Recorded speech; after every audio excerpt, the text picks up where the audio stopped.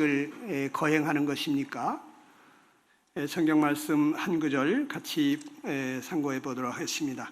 마태복음 28장 18절로 20절입니다. 다 같이 시작. 예수께서 나와 말씀하여 이르시되 하늘과 땅의 모든 권세를 내게 주셨으니 그러므로 너희는 가서 모든 민족을 제자로 삼아 아버지와 아들과 성령의 이름으로 세례를 베풀고 내가 너희에게 분부한 모든 것을 가르쳐 지키게 하라. 이 말씀은 주님의 지상 대명입니다. 주님이 이 세상을 떠나가시면서 마지막 유언처럼 하신 말씀이십니다. 이 세상에 가장 큰 주님의 대명이라고 해서 이 지상 대명이라고 합니다. 아무리 불효막심한 자식이라 할지라도 부모님이 돌아가시면서 마지막 하는 그 유언의 말씀은 참 마음속 깊이 명심하고 지키는 법인데, 우리가 주님을 사랑하는 제자들로서 주님의 이 마지막 유언 같은 지상 대명을 어찌 소홀히 할 수가 있겠습니까? 그래서 우리가 오늘 이렇게 구원받은 주님의 제자들에게 침례식을 합니다. 그런데 주님께서는 왜 이러한 침례를 명하셨을까? 주님의 말씀에 보게 되면 모든 민족으로 제자를 삼으라고 그랬어요. 제자라고 하는 것은 스승의 가르침을 배우려고 하고 스승을 따라가려고 하고 스승님처럼 되고 싶은 사람이 제자이잖아요. 그런데 우리가 주님의 제자가 되겠다는 사람들에게 이제 주님이 분부한 모든 것을 가르쳐 지키게 하면 될 터인데, 그런데 왜 주님께서는 침례를 명하셨을까?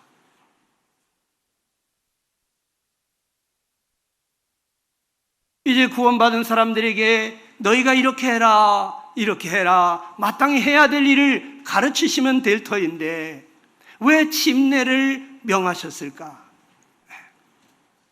여러분, 아무리 좋은 말씀이라 할지라도 우리가 그것을 실행할 수 있는 능력이 없기 때문인 것입니다. 주님 말씀하시기를 원수를 사랑하라고 그러시는데 우리가 원수를 사랑할 힘이 있습니까? 이웃을 내 몸처럼 사랑하라는데 그렇게 할 수가 있습니까? 내가 거룩하니 너희도 거룩하라고 하는데, 그런데 우리는 거룩한 것이 없습니다. 우리 속에 선한 것이 거하지 않습니다. 우리가 예수님같이 살고 싶지만 예수님같이 살려면 꼭 하나 알아야 될 것이 있는데, 그것은 예수님이 살으셔야만 된다고 하는 것입니다. 예수님 같은 삶은 예수님이 살 때만 가능하다고 하는 것입니다. 하나님의 일은 하나님이 하시는 것이다. 사람은 할 수 없는 것이 하나님의 일이다. 예수님 같은 삶은 예수님이 살으셔야만 됩니다. 내가 살아서는 예수님 같은 삶이 나올 수가 없습니다. 그래서 주님은 너는 죽어야 한다고 말합니다. 내가 살아서는 안 된다고 말합니다. 침례를 받아야 한다고 말씀하십니다. 예수님이 이 땅에 오신 이유가 무엇입니까? 우리가 잘 알듯이 예수님은 우리를 죄에서 구원하려고 오셨습니다. 죄에서 구원한다고 하는 것은 단순히 예수님이 십자가에서 내 죄에 대한 형벌을 해결해 주셨다, 이 죄인이 받아야 될 형벌을 예수님이 대신 받으셔서 나 이제 죄 때문에 벌 받지 않아도 된다, 이것이 전부가 아닌 것입니다. 예수님은 수고하고 무거운 짐진 자들아 내게로 오라, 내 멍에를 메고 내게 배우라, 그리하면 너희 마음이 힘을 얻으리라 그러십니다. 주님과 함께 멍에를 메고 가자는 것입니다. 수고하고 무거운 짐진 자들을 주님이 초대하십니다. 우리에게 주님은 죄의 형벌뿐만 아니라 죄의 세력으로부터 우리를 날마다 구원해 주시기를 원하시는 것입니다. 그리고 마침내 우리가 이 죄의 존재로부터 영원히 죄와 상관없는 그러한 신령한 몸, 영광스러운 몸으로 변화돼서 주님과 같은 그러한 형상으로 변화돼서 주님의 나라에서 영원히 함께 살기를 원하는 것입니다. 단순히 이제 나는 죄의 형벌로부터 구원을 받았으니까 됐다. 나 이제 침례를 받았다. 나도 이제 성도가 됐다. 과거와 현재와 미래의 모든 죄가 다 사함을 받았다. 내가 어떻게 살아도 나는 이제 천당 간다. 그럴 것 같으면 침례를 명할 필요가 없는 것입니다. 여러분, 사람이 거듭났다고 하는 것은 예수님이 이제 우리 안에 와서 사시는 것입니다. 우리가 새 생명으로 다시 태어난 것입니다. 거듭났다고 하는 것은, 다시 태어났다고 하는 것은 새 생명을 얻었다는 것입니다. 예수 그리스도께서, 그 부활하신 예수님이 우리 안에 영으로 오신 것입니다. 그래서 로마서에서는 누구든지 그리스도의 영이 없으면 그리스도의 사람이 아니라고 말합니다. 오늘 많은 사람들이 성령 없는 구원을 받습니다. 우리 주님은 너희가 물과 성령으로 나지 아니하면 하나님의 나라에 들어갈 수 없다고 말씀하시는데, 그냥 믿음으로 구원받았다는 것입니다. 성령으로 나지 아니하면 하나님의 나라에 들어갈 수가 없다고 말씀하십니다. 사도 바울은 에베소 지역에 갔을 때 믿는다고 하는 제자들에게 말합니다. 너희가 믿을 때 성령을 받았느냐? 너희가 믿는다고 하는데 성령을 받았느냐고 사도 바울은 말합니다. 우리 안에 성령이 없다면 우린 진정으로 거듭난 것이 아닙니다. 성도의 삶은 이제 성령으로 사는 삶입니다. 우리가 예배를 드려도 신령과 진리로 예배를 드리는 것입니다. 성령으로 예배를 드리는 것입니다. 우리가 기도를 해도 무시로 성령 안에서 기도하는 것입니다. 성령으로 기도하는 것입니다. 너희가 무슨 봉사를 하려거든 하나님이 공급하시는 힘으로 하는 것 같이 하라. 성령으로 봉사하라고 말씀하십니다. 너희는 성령을 쫓아 행하라. 그러면 육체의 욕심을 이루지 아니하리라. 사는 것도 성령으로 사는 것이고, 예배도 봉사도 기도도 우리의 삶도 이제 성령으로 사는 삶이라고 하는 것입니다. 사도 바울은 로마서 8장에서 육신의 생각은 하나님과 원수가 되기 때문에 하나님을 기쁘시게 할 수가 없다. 육신으로는 하나님을 기쁘시게 할 수가 없다. 너희가 구원을 받았어도 육신으로 하나님을 섬기면 하나님을 절대 기쁘게 할 수 없다고 하는 것입니다. 그러므로 형제들아, 육신대로 우리가 살 것이 아니다. 우리가 다 빚진 자로 돼 육신에게 줘서 육신대로 살 것이 아니라 하나님의 영의 인도함을 받는 자라야 하나님의 아들이라. 하나님의 영으로 몸의 행실을 죽이라는 거예요. 어떻게 그런 일이 있을 수가 있습니까? 우리 신앙생활을 사도 바울은 말하기를 갈라디아서 2장 10절에 이렇게 고백합니다. 뭐라고 그랬습니까? 한번 읽어볼까요? 시작.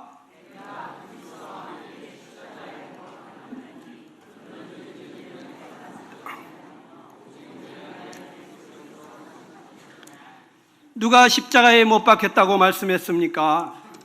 바로 내가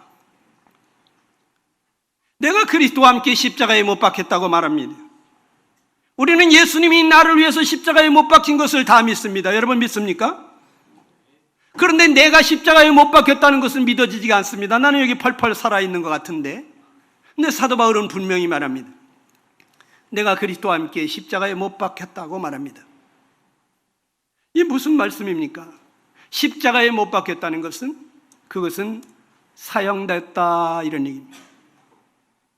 자기는 사형을 당했다는 거예요. 예수님과 함께 십자가에서 사형을 당했다는 거예요. 하나님 왜 나를 사형시켰을까요? 하나님, 여러분 어떤 사람을 사형을 시키죠? 세상에서 아무나 사형시키는 게 아니죠. 정말 끔찍한 죄인을 사형시키죠. 구제불능인 죄인을 사형시킵니다. 무지막지한 죄인을 사형시킵니다. 능지처참해 죽일 극악무도한 죄인들, 교화가 불능한 인면수심의 그러한 죄인들, 양심도 없는 것 같은 그러한 인간을 사형시키는 것입니다. 얼굴에 철판 깔은 것 같이 눈빛 하나 변치 아니하고 죄를 범하는 이러한 사람, 100년이 지나고 1000년이 지나도 교화될 것 같지 않은 사람, 이런 사람은 사회에 나오면 안 될 사람, 그런 사람을 사형시키는 것입니다. 그런데 하나님은 나를 예수님과 함께 십자가에서 사형을 시켰다는 거예요. 바로 내가 이러한 죄인이라는 것입니다. 건드리지만 않으면 법 없이도 살 사람인 것 같은데 한번 건드리면 난리가 나는 것입니다. 어제 제가 우리 친척 중에 한 분이 집들이를 한다고 갔는데 무슨 얘기를 하다가 예수님은 오른뺨을 때리면 왼뺨까지 돌려대라는데 나는 못한다고 그럽디다. 그분이 뭐라 그랬냐면은 그냥 사시미로 쑤셔가지고 그냥 좌로 위로 직진을 한다는 거예요. 와, 무서운 말을 하더라고요. 자기가 오른뺨을 때렸는데 왼뺨까지 어떻게 돌려대냐는 거예요. 우리는 못합니다. 절대로 못합니다. 그런데 주님이 우리에게 하지 못할 일을 시키실까요? 주님이 하겠다는 거예요. 내가 하겠다는 거, 내가 도와주겠다는 거, 널 대신해서 내가 살아주겠다는 거, 내가 너를 섬기러 왔다. 너 대신 내가 살아주마. 사도 바울은 이제 자기가 사는 게 아니라고 그랬어요. 내 안에 그리스도가 산다고 그랬어요. 종교는 끊임없이 사람에게 열심히 더 열심히 노력하라고 합니다. 그러나 하나님은 나를 보고 뭐라 그러시냐? 너는 개선이 안 되는 죄인이다. 죄인은 죽어야만 한다. 거듭나야만 한다. 새 생명으로 새롭게 살아야만 사람답게 살 수 있고 하나님을 기쁘시게 하는 삶을 살 수가 있다는 거예요. 난 죽어야 한다는 거예요. 그래서 예수님 십자가에 못 박을 때 나도 십자가에 못 박았다는 거예요. 예수님과 함께 내가 십자가에 못 박겠다는 것이 무엇이냐? 예전에 어떤 사람이 죄를 지으면 하나님 앞에 저주받고 심판받기 전에 그가 살 길은 양이나 염소를 가지고 제사장 앞으로 가는 것입니다. 양의 머리에 손을 얹고 자기의 모든 죄를 자백하는 것입니다. 그러면 이 사람의 죄가 양에게로 넘어가는 것입니다. 양이 죽임을 당할 때 하나님은 내가 죽은 것으로 여겨주는 것입니다. 양을 심판할 때 하나님은 나를 심판한 것으로 봐주는 것입니다. 그렇기 때문에 양을 잡은 그 사람은 마음 편안하게 집으로 돌아간 것입니다.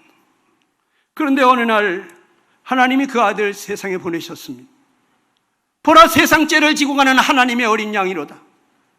여러분과 내 죄를 짊어지고 가는 한 마리의 희생양이 오셨는데 그분은 하나님의 독생자, 비같은 손, 유일하신 하나님,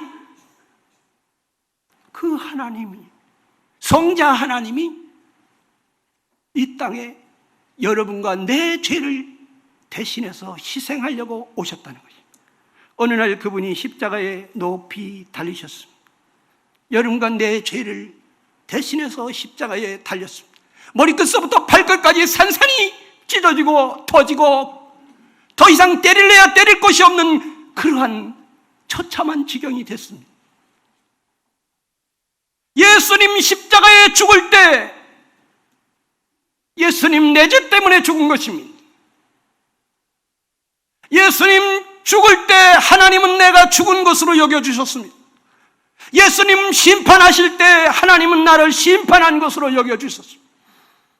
그래서 하나님은 나에게 더 이상 형벌을 논하지 않습니다.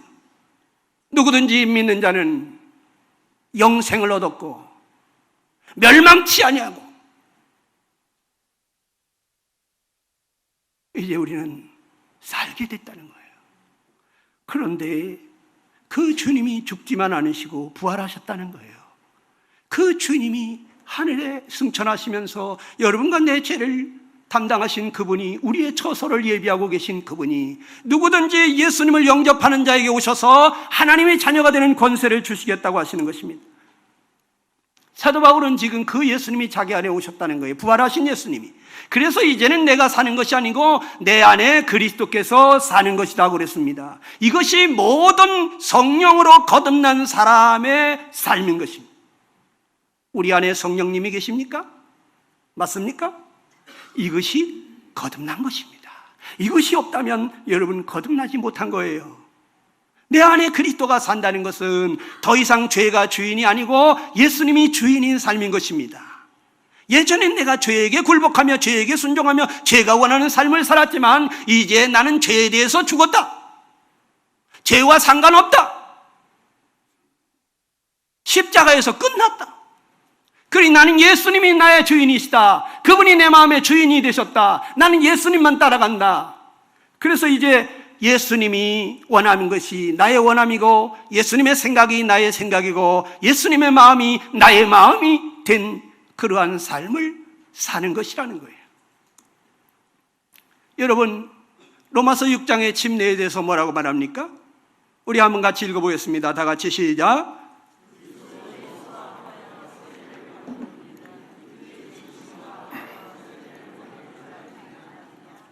그러므로 우리가 그의 죽으심과 아파여 세례를 받음으로 그와 함께 장사되었나니 이는 아버지의 영광으로 말미암아 그리스도를 죽은 자 가운데서 살리신 것 같이 우리로 또한 새 생명 가운데서 행하게 하려면, 여기 세례에 대해서, 침례에 대해서 아주 자세히 말씀해 주셨습니다. 침례는 예수님과 합해지는 것입니다. 예수님과 하나가 됐다고 하는 것을, 그것을 만천하에 공포하는 것입니다. 나는 그것을 믿노라. 아버지와 아들과 성령 앞에서, 그리고 많은 성도들 앞에서 나는 예수님과 함께 죽었고 예수님과 함께 장사됐고 예수님과 함께 살아난 자다. 이제 나는 새 생명 가운데서 사는 사람이지 옛사람으로 사는 것은 아니다. 옛사람은 십자가에 못 박혔다고 하는 것입니다. 세례가 주는 의미가 무엇입니까? 우리는 어제도 결혼식장을 갔다 왔죠. 그저께 갔다 오셨습니까? 결혼식은 무엇입니까? 사랑하는 가족, 친척, 많은 사람들 앞에서 우리 결혼했어요. 이 사람이 나의 아내고 나의 신랑입니다. 우리는 한 몸입니다. 우리는 서로 사랑합니다. 이제 딴 여자 쳐다보지 않을 거예요. 딴 남자 쳐다보지 않을 거예요. 어떤 유혹에도 우리는 검은 머리 팥불이 될 때까지 우리는 이 사람만 사랑할 거예요. 그리고 죽는 날까지 동고동락하다가 죽을 때도 같이 죽고 싶어요. 그래 우리는 이렇게 결혼합니다. 잠시 동안도 떨어질 수가 없어요. 우리는 떨어지면 보고 싶고. 그래서 우리는 한 집에 살기로 했어요. 침례식이라고 하는 것은 예수님과 내가 하나 되었다.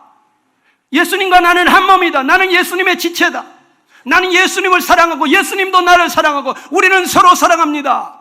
예수님과 함께 죽고 예수님과 함께 살고 예수님과 함께 동고동락하는 사람입니다. 세상이 어찌할지라도 난 예수님 사랑합니다. 난 이제 예수님이 나의 주인입니다. 예수님이 나의 모두가 됩니다. 우리 아들한테 오늘 그런 얘기를 했어요. 결혼이라는 것은 100% 상대방에게 헌신하는 거다. 상대방에게 100%를 자기를 드리는 거예요. 아내도 남편에게, 남편은 아내에게 100%를 자기를 주는 거예요. 예수님은 송두리째 우리에게 줬습니다. 우리도 예수님께 송두리째 드렸다고 고백하는 거예요.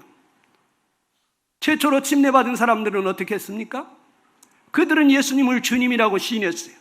유대인들이 주님이라고 시인하는 것은 그것은 하나님이라고 인정하는 거예요. 아무 죄 없는 하나님, 우리를 구원하시려는 그분을 갖다가 우리가 십자가에 못 박아 죽였다. 우리가 바로 살인죄다. 정말 우리가 어찌할꼬 너무너무 큰 죄를 지었구나. 예수님을 하나님이라고 인정하면서 그분들이 침례를 받았어요. 침례 받고 나올 때 돌팔매 맞고 몽둥이로 때려 맞고 집에서 쫓겨나고 직장에서 파직되고 깜빵에 가고 고문을 당하고 죽임을 당했어요. 예루살렘에 더 이상 발붙이고 있을 수가 없었어요. 그러나 그들은 그거를 알면서도, 그런 일이 일어날 거 알면서도 침례를 받았어요. 죽음을 각오하고. 로마인들 중에서 예수님을 믿은 사람들이 있었어요. 그들이 예수님을 주님이라고 시인했습니다. 그들이 주님이라고 시인하는 이 퀴리오는 황제라고 하는 뜻이에요. 이 땅에 가이사 황제가 있는데 너 또 다른 황제를 이름을 부른다니, 아니 나 말고 다른 황제가 있다면 이런 놈들은 반역자다. 그래서 쳐 죽여라. 그래서 목을 베고 화형을 시키고 사자들의 우글거리는 사자 굴에 집어 던졌어요. 그러나 그들이 죽어가면서도 예수님을 부인하지 않았어요. 죽음을 각오하고 침례를 받았어요.